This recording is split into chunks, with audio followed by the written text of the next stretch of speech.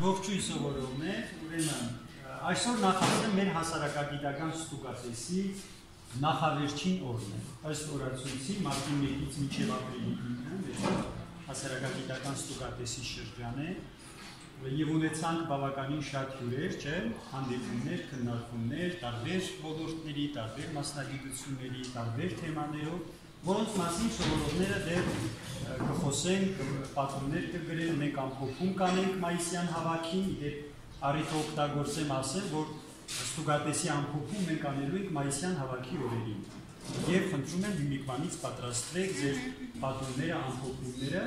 եւ ստուգատեսի շրջանակում այսօր մեր վերջին հյուրին ենք ընդունում, բայց ոչ վերջին, ստուգատեսի շրջանակում վերջին, որովհետեւ մենք ուզում ենք այս հանդիպումները դարձնել շարունակական։ Սովորողները հետաքրքրված են, սա իրենց դուր եկավ, չէ՞, եւ այս քննարկումներով իրենք այսպես ավելի իրական, իրապես ուրեմն հայացքով են մոտենում մեր ներօրյա պատմության, ներօրյա իրադարձություններին։ Դրա համար մենք շարունակական կդարձնենք այս հանդիպումների շարքը։ Ես մեր ֆոտոն Փաստերը կան։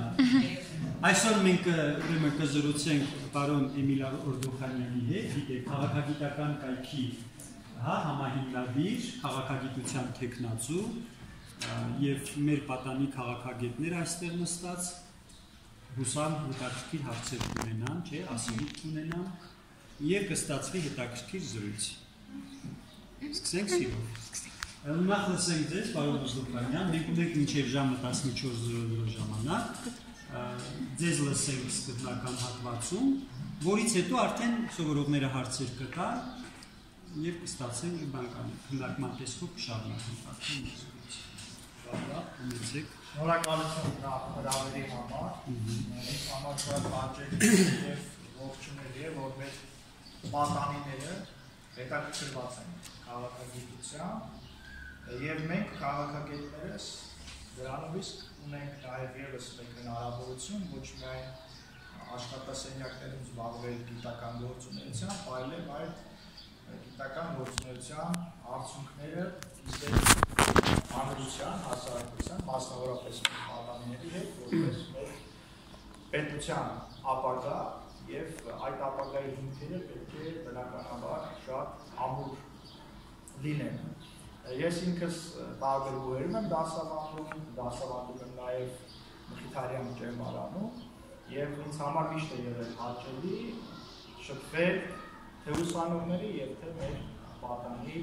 սովորողների, մեր բարեկամների հետ։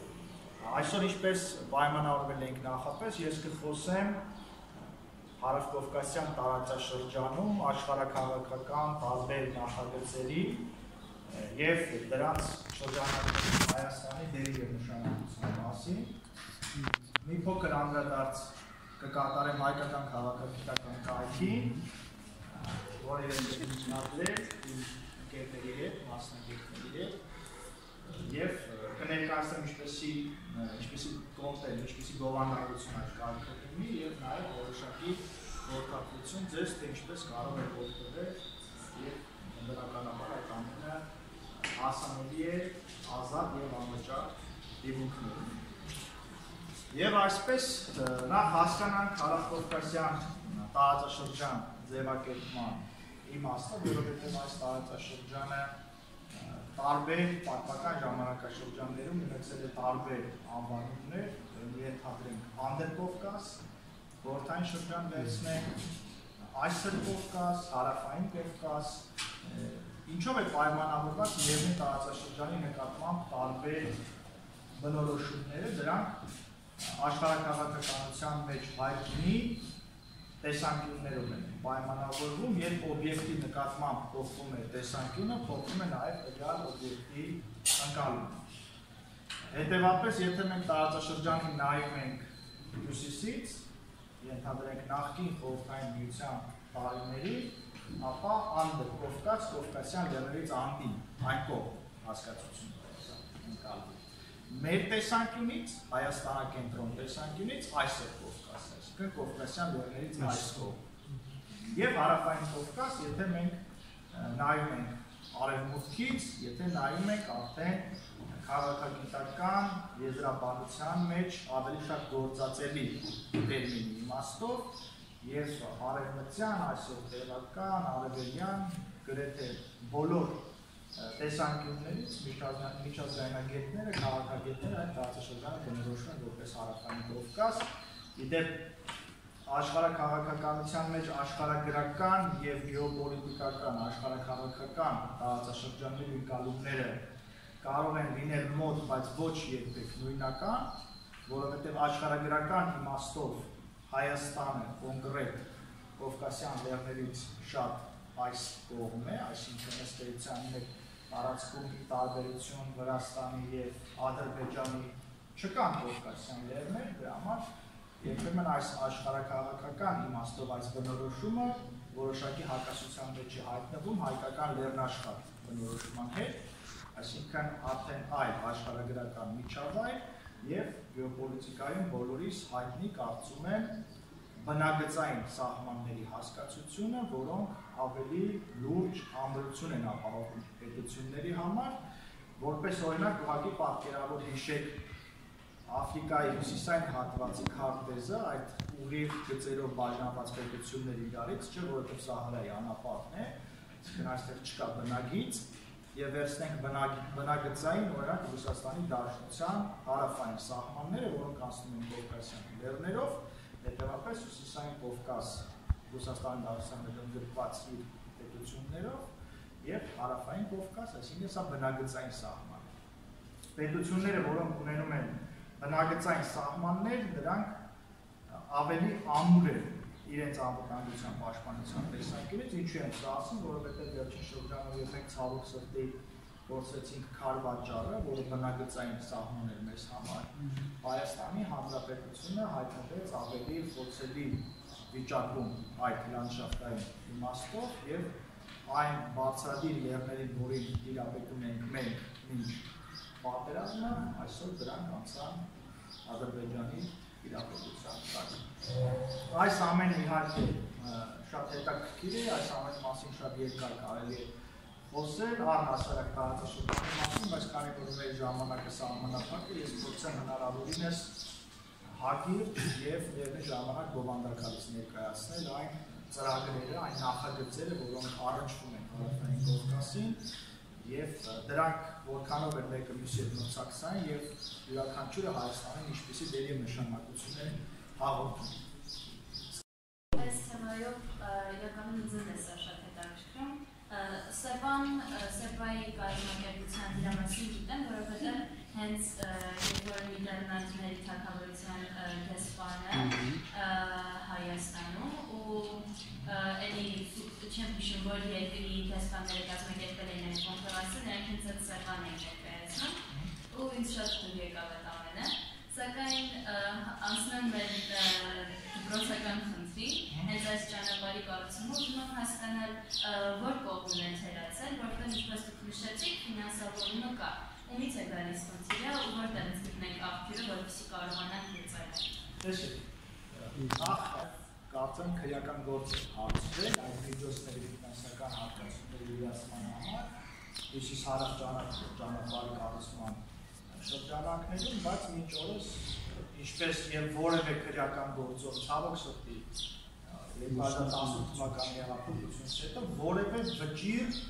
դատավճիռ չի կայացել, այսինքն մենք ունենք բազմաթիվ քրեական գործեր, որոնք քննության, նախաքննության կամ դատաքննության փուլում են, բայց դեռ չունեն դատավճիռներ, հետեւաբար եթե չկա դատավճիռ, չկա նաեւ պատասխանատու, բայց թերացումը մեծ մասամբ եղել է մեր կողմից, որովհետև մենք առաջի շահագրգիռը պետք է լինենք, եւ ես հիմա կասեմ ինչու այդ ծրագրերը հնարավորինս արագ ու անցնելով իրականացնելը, որովհետև աշխարհաքաղաքականության մեջ գոյություն ունի նման ձևակերպում կոմունիկացիաների գեոպոլիտիկա, որով տեսեք աշխարհաքաղաքականության մեջ ցանկացած միջոց ունի կարևոր դեր եւ նշանակություն, եւ այն պետությունները, որոնք ունեն, եւ ես հիմա նույն փորձով դա ձեզ համար հիմնավորում, այն պետությունները, որոնք ունեն կոմունիկացիաներ, ցանկացած տեսակի, այդ պետությունները ունեն անվտանգության ավելի բարձր երաշխիք, որովհետև կոմունիկացիաներից օգտվողները ոչ միայն տվյալ պետության ուրեմն շահերն են, այլև օտար պետության շահեր են եւ այդ օտար պետություններն էլ շահագրգիռ են, որ այդ կոմունիկացիաները շարունակեն աշխատել, այդ արտերիաները, չէ, այդ անոթները շարունակեն աշխատել, որպեսզի իրենց շահերը բավարարեն։ Զոր օրինակ Արցախյան պատերազմի այս ընթացքում ադրբեջանական կոմունիկացիաների չթիրախավորումը։ Տեսեք, երբ որ հայտարարվեց, որ սա մեզ համար հայրենական պատերազմ է, չէ, պետության ղեկավարի մակարդակով, բայց մենք այդ հայրենական պատերազմում ձևակերպված նույնիսկ փորձ չարեցինք թիրախավորել այդ կոմունիկացիաները, հետևապես աշխարհաքաղաքական այդ կոնցեպտը, որ կոմունիկացիաները անվտանգության հավելյալ երաշխիք է, ապացուցեցին գործնականում իրենց ճշմարտացիությունը, որովհետև նույնիսկ պատերազմի ընթացքում նավթը եւ գազը եւ երկաթգիծը շատ հանգիստ աշխատում էին մեր քթի տակով, տեղափոխելով այն դոլարային հոսքերը դեպի ադրբեջանական բյուջե, որի շնորհիվ կարողացավ զինվել եւ մեզ համար բնականաբար ցավոտ այսպիսի երկ դերնեց։ Այս ընթացքում նավթատարի եւ գազավորի հարցը շատ է քննարկվում, բայց ոչ մեկը հենց հրապարակային չի անդրադառնում, ասենք զսպող բաներ կային, որը վերջում էս հետ կանգնեցրեցի։ Ես ասեմ։ Եթե ավարտեցեք իհարկե։ Տեսեք, այդ օրերի British Petroleum-ի ներկայացուցիչը հստակ հայտարարություն արեց եւ դա մեսիջ է, որ այդ կոմունիկացիաները պատերազմի օրերին են, որ այդ կոմունիկացիաները որևէ կերպով չպետք է թիրախավորվեն։ Իսկ մենք շատ լավ գիտենք, այսինքն British Petroleum-ը ադրբեջանական ածխաջրերի արտահանման եւ արդյունահանման մեջ ամենամեծ փայատերն է։ Նույնիսկ Ադրբեջանը չունի այնքան փայ իր նավթի եւ գազի մեջ, որքան ունի British Petroleum։ Եվ բնականաբար դրանք թիրախավորելը հասկանալի է մեզ համար ինչ հավելյալ խնդիրներ են ստեղծելու, բայց ես ասեմ հակառակը։ Պատկերացրեք, եթե մենք ունենայինք այլընտրանքային կոմունիկացիա, որի նախադեպը իհարկե եղել է Իրանից Հայաստան կառուցվող գազատարը ժամանակին, որի տրամաչափը պետք է լիներ 2 անգամ մեծ եւ հնարավորություն տալ Հայաստանին դառնալ եւս տարածիկ պետություն, հետեւապես այդ կոմունիկացիան կապահովեր գոնե այդ հատվածում Հայաստանի անվտանգությունը, այսինքն շահագրգիռ կլինեն պետությունները, հիշում եք պատերազմի օրերին մեզ փորձում են միշտ համոզել, որ հեսա Իրանը ինչ-որ քայլ է անել, բայց Իրանը որևէ քայլ չարեց, բացի իր սահմանները անվտանգությունը ապահովեց, եւ գիտեք ինչու, որովհետեւ եթե Իրանը չաներ այդ քայլը, այսօր Նախիջևանով Ադրբեջան կապը, որը իրենց ձգտումն է, երկու տարբերակ կար անցնելու, կամ Հայաստանով, կամ Իրանով։ Այսինքն Իրանը իր սահմաններից հեռացրեց այդ սպառնալիքը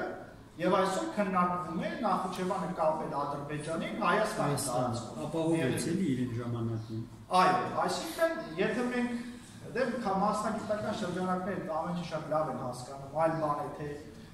որքանով են դրանք հասկանում քաղաքական շրջանակները եւ ինչ քայլեր են անում այդ սպառնալիքները չեզոք հասնելու իմաստով, բայց ովքեր լավ դիապետում են մեր տարածաշրջանի աշխարհաքաղաքական նշանակությանը, այդ սպառնալիքները եւ այդ սպառնալիքների հաղթահարման գործիքակազմը վաղուց մշակել են, տպագրել են մենագրությունների, գրքերի, հոդվածների տեսքով, որոնք այդպես է որևէ մեկի հետաքրքրությանը չի արժանացել։ Իդեպ կայքում կարող եք գտնել 2014 թվականին տպագրված իմ հոդվածը հետևյալ վերնագրով Եվրասիական տնտեսական միություն եւ պանթյուրքիզմի ակտիվացման վտանգը։ Այսինքն դա կանխատեսում էր, որը 7 տարի անց այսօր իրականություն դարձավ, այդ հոդվածում գրված են բոլոր հնարավոր սպառնալիքները, որոնք ցավոք սրտի այսօր դարձան իրականություն եւ ԵԱՏՄ-ն ինքնին ակտիվացնելու է պանթյուրքիստական գաղափարախոսությունը մեր տարածաշրջանում, թվում է թե ինչ կապ ունի, բայց եթե մենք խորքի մեջ ենք նայում, շատ լավ է կապ ունի, որովհետեւ ես ձեզ հիշեցնեմ ԵԱՏՄ անդրանիկ նիստի ժամանակ, երբ Նազարբայևը առաջին նիստի ժամանակ խոսեց Ադրբեջանի շահերի մասին Եվրասիական տնտեսական միության հիմնակեքի պայմաններում եւ կոնկրետ նշեց Արցախի մասին, որ այն որևէ կերպ Հայաստանի կողմից չպետք է ներառվի այս պրոյեկտում եւ մեր պետության այդ ժամանակաշրջանի նախագահ Սերժ Սարգսյանը որևէ ձայն չհանեց։ Այսինքն ստացվեց, որ Ադրբեջանը չլինելով ԵԱՏՄ անդամ, ԵԱՏՄ-ում արդեն ուներ իր դեսպանը, ով իրենց ձևակերպմամբ, իրենց եղբոր խոսքը, այդպես է ասում, Նազարբայևը մեր եղբոր խոսքը բարձրաձայնում էր այդ նիստի ժամանակ։ Սա ուղիղ մեծ է, քաղաքականության մեջ որևէ պատահական բան չկա։ Ես ինքս լինելով քաղաքական խոսուտի մասնագետ, իմ բոլոր վերլուծությունները եւ կանխատեսումները հիմնվում են քաղաքական խոսուտի վերլուծության վրա, որը շատ հաճախ անտեսվում է։ Երբ մենք այդ քաղաքական խոսուտը կարողանում ենք ճշմարտացիորեն վերլուծել, մեզ համար նաեւ հիմքեր են առաջանում իրատեսական եւ վալիդ հիմքեր քաղաքական կանխատեսումներ կատարելու համար։ Իսկ քաղաքագիտության կարևորագույն գործառույթը դա կանխատեսումներ կատարելն է, որքան հավանական եւ հավատարժան կլինեն այդ կանխատեսումները, այնքան ըստ էության օբյեկտիվ հիմքերի վրա է քաղաքագիտությունը։ Դուք գործընթացում առանձնացրեցիք երկու շրջանակներ, մեկը քաղաքական, մյուսը մասնագիտական։ Հարց է առաջանում, ինչու քաղաքական շրջանակներում մասնագիտական ինչ-որ քաղաքական ու մասնագիտականը մի շրջանակ չեն հանդիսանում, լավ կլիներ, որ դրանք չառանձնանեն, ու երկրորդ ընդհանրապես շատ են հանդիպում այդպիսի մարդկանց, ու հենց քաղաքագետներն են ասում, որ նրանք ամեն ինչ ասում են, բայց նրանց հաշվի չեն առնում, ու նրանց գրածները չեն կարդում, որոշումներ կայացնելիս դրանք հաշվի չեն նստում, ու փորձեցի մտքումս ինքսինց պատասխանել, որը կլինի պատճառը, ինչու իշխանությունները, կառավարությունները հաշվի չեն նստում այսպիսի գաղափարների հետ, գուցե քաղաքական գործիչները ու մասնագետները, որ առանձնացնում են, գուցե քաղաքական գործիչները գիտեն բաներ, որոնք չգիտեն մասնագիտական գործիչները, ու իրենք այնպիսի բաներ են ասում, որ քաղաքականին ուղղակի չի օգնի, իսկ քաղաքական գործիչներն են զուտ գաղտնի են դրանք պահում, որովհետև կարծում են, որ ավելի լավ կլինի այդպես, որ նրանք են հարցնում։ Եթե որևէ բան շատ ճիշտ նկատառում եք անում, եւ ես երկու տեսանկյունից կպատասխանեմ ձեր հարցին։ Եթե քաղաքական գործիչները որևէ բան գաղտնի են հետևապես ինչպիսի գիտություններ լինի, այդ գաղտնի պայմանավորվածությունը մենք պրոյեկտ ենք դեպի դավադրություն, դրա դեմ հանել չի կարող։ Եթե դուք ազատության լծակին տիրապետողն եք, դուք պարտադիր չի լսեք ձեր դիմացինի խորհուրդը, որը կարող է լինել նաև շատ ճիշտ, կամ գուցե եւ սխալական, բայց դուք չեք լսում։ Այսինքն սա մի տեսանկյուն։ Երկրորդը, նախ պետական մարմինները պետք է շահագրգիռ լինեն սպառելու այն միտքը, որը ձևավորվում է։ Եթե այդ քաղաքագիտական միտքը չի ստանում հնարավորություն, տեսեք, բազմաթիվ քաղաքական որոշումներ են կայացվում, չէ՞։ Նաև այսօր են քաղաքական որոշումներ կայացվում կապված ընտրությունների հետ, ընտրականքի փոփոխության հետ եւ այլն եւ այլն։ Բայց դուք երբևէ տեսել եք, որպեսզի մեկ անգամ մի մասնագիտական շրջանակի հավաքեն եւ գոնե կարծիքներ հարցնեն, չեմ ասում հաշվի առնեն կարծիքները, բայց գոնե հարցնեն, տեսնեն լավ ինչ այլ ընտրանքներ եւ ինչ հավելել ռիսկեր են հնարավոր։ Զարգացած երկրներում այդ ամենը վաղուց ընդունված պրակտիկա է։ Եվ ես ձեզ կրկին բերեմ փաստ։ Դուք լսել եք Զբիգնև Բժեզինսկու մասին, չէ՞, լսել եք Հենրի Քիսինջերի մասին, մարդիկ, ովքեր իրենց միտքը ծառայեցրել են իրենց պետության շահերի ագրեգացմանը, որովհետև այդ պետությունները հաշվի են առել այդ մարդկանց միտքը եւ ծառայեցրել են որպես իշխանություններ իրենց պետության շահերի ագրեգացմանը։ Լսել եք Սեմյուել Հանտինգտոնի մասին։ Այդ բոլոր մարդիկ, այդ մասնագետները բոլորը եղել են պետական խորհրդականներ տարբեր մակարդակներում կամ տարբեր ուղեղային կենտրոնների տեսքով։ Հայաստանի Հանրապետությունում ցավոք սրտի այդ ուղեղային կենտրոնում ասվածը վերածվել է այս կամ այն քաղաքական ուժի շահերի սպասարկմանը միայն։ Երբ որ մենք սպասարկում ենք միայն քաղաքական ուժերի շահեր, մենք խնդիրներին նայում ենք այդ շահերի տեսանկյունից։ Դուք հաճախ լսել եք, չէ՞, բացակայում է քաղաքական կամք, կամ հնարավոր չի լինում ձևորը քաղաքական կամք։ Իրականում քաղաքական կամքի հիմքում միշտ լինում է քաղաքական շահ։ Օրինակ, եթե ձեր մեջ չլինի շահ դառնալ լավ մասնագետ, ձեր մեջ չի ձևավորվի կամք լավ սովորելու։ Հասկանում եք, այսինքն ձեր կամքը ձեր շահերի արդյունքն է։ Հակառակը երբեք չի լինի։ Իսկ եթե չի ձևավորվում այդ քաղաքական կամքը քաղաքականության մեջ, նշանակում է, որ բացակայում է քաղաքական շահը։ Գուցե չեն ուզում այդ բանը։ Եթե չեն ցանկանում, երբեք չեն ներգրավվի։ Հասկանալի եւ գիտությունը ինքը կառանձնանա, այսպես անջատ կզարգանա, կամ կլինի պալատական սպասարկող, ինչ հականատեսը մենք շատ եղել ցավոք սրտի, որ այսպես ասեմ, ամեն իշխանության օրոք եղել է քաղաքագետների մի խումբ, ովքեր սպասարկել են այդ իշխանությունների օրակարգը, փորձելով նրանց սխալները արդարացնել, այդ սխալների համար լուծումներ եւ այլն եւ այլն, բայց օբյեկտիվ գիտությունը այդպեսին չէ, որովհետեւ ես ձեզ հիմա կասեմ մի գիք, դուք կարդացեք, ռուսերեն լեզվով կա եւ նաեւ այս կայքում, Политический порядок, меняющихся обществ, քաղաքական կարգը փոփոխվող հասարակությունները։ Եվ կա նաեւ անգլերեն political order in changing societies, Samuel Huntington-ի աշխատանքն է, գրված 1967 թվականին, անցումային շրջանում գտնվող պետություններում քաղաքական կարգի փոփոխության տենդենսների եւ ընթացքի վերաբերյալ է աշխատանքը։ Եթե դուք դա կարդաք, դուք կհասկանաք Հայաստանում ինչ է կատարվում եւ ձեզ կթվա թե Huntington-ը գրում է Հայաստանի մասին։ Այսինքն, եթե այդ մարդը լիներ ինչ-որ քաղաքական միավորի եւ ուժի քաղաքական շատ սպասարկող, երբեք նման հանճարեղ աշխատանք չէ կարող գրել, որտեղ քաղաքագիտությունը ինքը օբյեկտիվ է, ցանկացած գիտություն չէ, եթե չլինի օբյեկտիվ, չի կարող կոչվել օբյեկտիվ։ Հաճախ ասում են ոչ ճշգրիտ գիտություններ, բայց եթե որևէ բան ունի գիտություն բնորոշում, ինքն արդեն ճշգրիտ է։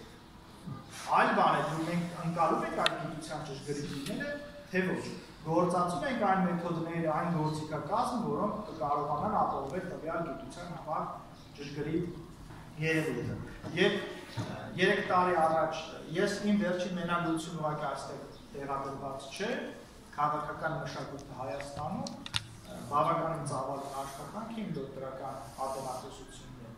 ըստ էության, որը նաև տարբեր հոդվածների տեսքով արժանացել է միջազգային հեղինակավոր քաղաքագետների գնահատականին, դրանց մեկը Արամ Լեյփակն է, եթե նրա մասին իհարկե լսել եք, այսինքն շատ հայտնի քաղաքագետ։ Իդեպ ես ձեզ ասեմ, այդ աշխատանքը Հայաստանում ոչնդոտվեց եւ ես իմ դոկտորական պաշտպանության ժամանակ չարժանացա դոկտորի կոչման։ Բայց հիմա այսպեսին է մեր երկիրը, այսպեսին է նաեւ որոշակի մասնագիտական խորհուրդներ, բայց կարևորը դա չէ, այսինքն դա չի կարող լինել խոչընդոտ հետագա զարգացման մասնագետի համար, առավել ևս երբ նաեւ այդ տվյալներում փոփոխվում են այդ աստիճանաշնորհման չափանիշները եւ այլն։ Այո, ինչ եմ ուզում ասել, եթե դուք ուզում եք իսկապես լինել լավ քաղաքագետ, դուք պետք է օբյեկտիվությունից երբեք չհեռանաք։ Որ բայց սկսած սպասարկեք որևէ սուբյեկտիվ կողմնորոշում կամ շահ քաղաքականության մեջ, դուք կդադարեք լինել օբյեկտիվ քաղաքագետ, բայց գուցե կդառնաք լավ քաղաքական գործիչ։ Շատ հաճախ մեզ մոտ շփոթում են քաղաքական գործչին եւ քաղաքագետին։ Ցանկացած մարդու, ով կարող է խոսել քաղաքականության մասին, ներկայացնում որպես քաղաքագետ։ Դա նույնն է, որ ցանկացած մարդու, ով գիտի, որ ենթադրենք հարբուխի ժամանակ կարելի է թե ընտրել, ներկայացնեն որպես բժիշկ։ Բարձ է։ Երբ մենք այս կներեք քաղաքական մշակույթի առանձնահատկությունները Հայաստանում։ Չէ, դա դեպի դրված է, որը արճակատվենք մեր խնդիրների հետ, ինքներս մեր ներսում նայում եղած մեր խնդիր, մենք մեր ինքնությունը պետք է ճանաչենք։ Եթե մենք մեր ինքնությունը ճանաչում ենք, այսինքն ով ենք մենք հարցին պատասխանում ենք, ինչպես Huntington-ն է ասում։ Եթե դուք ուզում եք ունենալ քաղաքական ինքնություն, դուք ոչ թե պետք է պատասխանեք այն հարցին, թե ում հետ եք դուք, այլ ով եք դուք։ Այլ երբ որ այդ հարցին կպատասխանենք, թե ով ենք մենք, այլ ոչ թե ում հետ եք մենք, այն ժամանակ կհասկանանք մենք ինչպիսի պետություն ենք ուզում ունենալ եւ այդ ընկալումից էլ կբխի մեր քայլերի հաջորդականությունը այդ պետությունը կառուցելու ճանապարհին, այդ պետությունը կառուցողը ձեզանից յուրաքանչյուրն է, յուրաքանչյուրս ենք, որ ունենք պատասխանատվություն այս պետության համար, որովհետեւ մենք պարտավոր ենք սիրել մեր պետությունը, մենք պարտավոր ենք ծաղկեցնել մեր պետությունը բայց ոչ թե կենացներով եւ խոսքերով, այլ աշխատանքով եւ գործով։ Այսքանով ավարտենք։ Շնորհակալ ենք շատ։ Հարցեր հրատապ sense ինչ հարցեր ունեք, որ Սուղա Ճիշտ մի 5 րոպե կարող ենք, թե։ Եթե պարոն Օրդոպանյանը դեմ չի 10 րոպե մնացած այն կարևոր որ կուզեք այդ հարցերը հնչի այստեղ պատասխանը ստանանք, որ բոլորի համար արդյունավետ լինի։ Ընդհանուր լսարան ինչ հարց ունի։ Ձեր կարծիքով այդ արտահայտ դժվարների ժամանակ որ մասնակցի եւ հաղթի, արդյոք ով կհաղթի եւ կարողանա որ այս կարգավիճակը Ես ձեր հարցին պատասխանեմ ռետորական պատասխան։ Կարևորը չպարտվի ժողովուրդ այդ ընտրությունները։ Որտեղ այդ հաղթանակները շոշափելի չեն հասկանում։ Մենք այսօր այս արտահայտ ընտրություններով բովանդակային կոնտենտ չենք առաջարկում։ Մենք ինչի միջև ենք ընտրելու։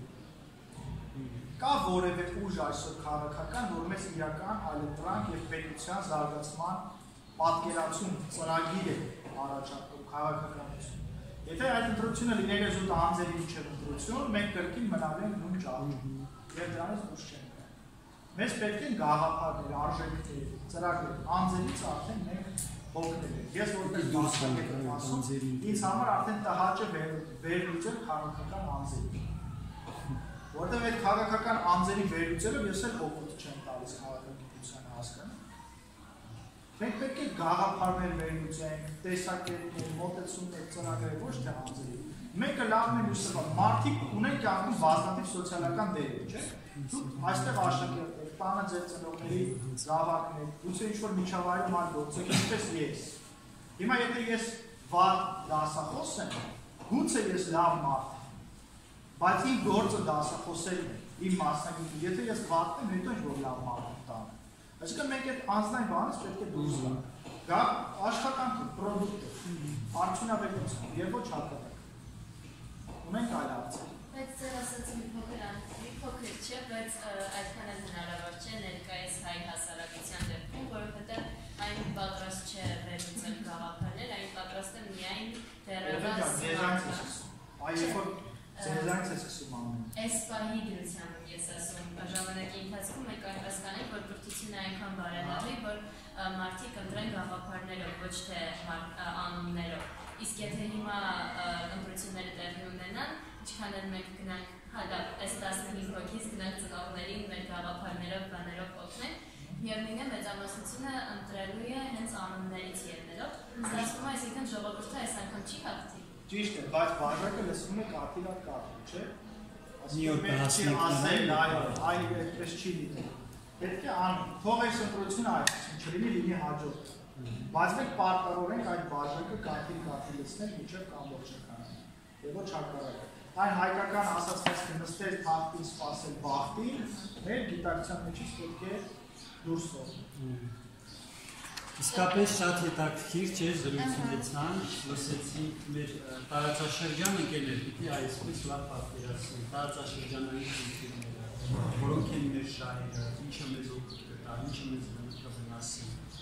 Հարցեր են, որոնց պետք է իսկապես իրատեսորեն լինի, եւ այսօր մենք հարցում եմ ձեր մեջ չէ, ահագին փոփոխություն եղավ, սկսեցինք իրականությունը պատկերացնել, չէ, անիրապես լինել մեր խնդիրների, մեր թերությունների